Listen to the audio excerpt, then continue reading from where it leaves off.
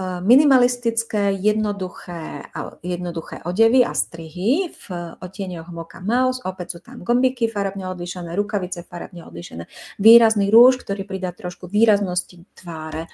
A ešte by som v tomto prípade určite pridala napríklad tmavšie topánky alebo tmavšiu kabelku, konkrétne pri tejto modelke, ktorá zdá sa, že má skôr tmavú sitú farebnosť. Tu je opäť trošku variácia, keď porovnáte tento odtieň, ktorý sa najviac podobá na ten pantoňácky, a keď ho porovnáte s týmto, tu je trošku ešte viac tlmený a zároveň aj mierne chladnejší odtieň Mocha Mouse.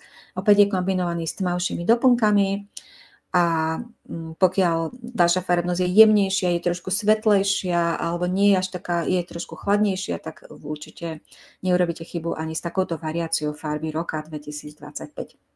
Ukážka Mocha Mouse na sukni, ukážka Mocha Mouse na topánkach.